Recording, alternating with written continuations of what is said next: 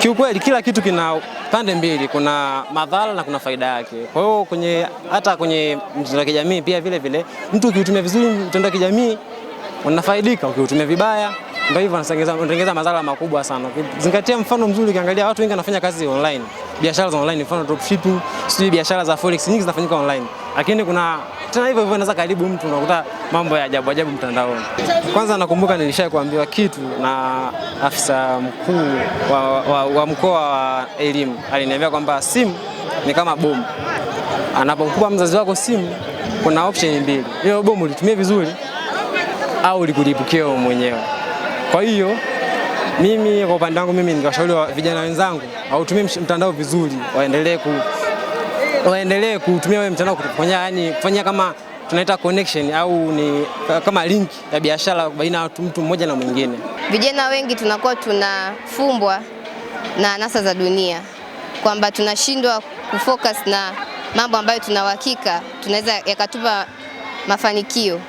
Kwa hiyo ili kijana aweze kufikia malengo yake, ni imani yangu ya kwamba atajihusisha na mambo ambayo yana faida kwake.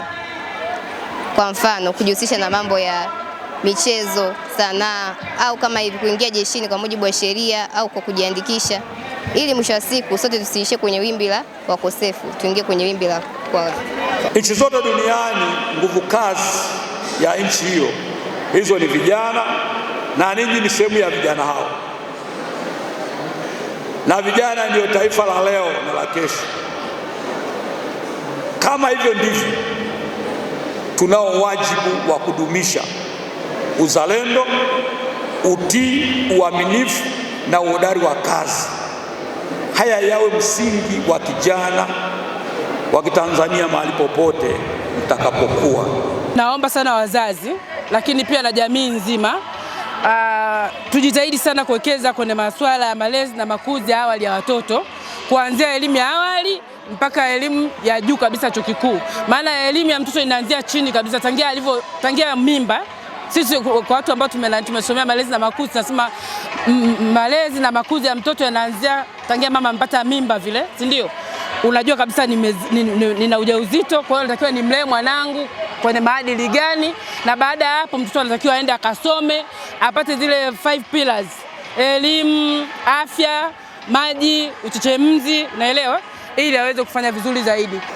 Walimu wa sayansi kwa upande wa raia ni wengi, lakini uwepo wa raia zinapopatikana fursa za ajira serikalini na sehemu nyingine popote, walimu hao huenda kuajiriwa sehemu hizo wanapohitajika. Shule hufanya jitihada kubwa sana katika kuziba mapengo haya, lakini tunajua kwamba shule hii inamilikiwa na Jeshi la Ulinzi la Wananchi wa Tanzania.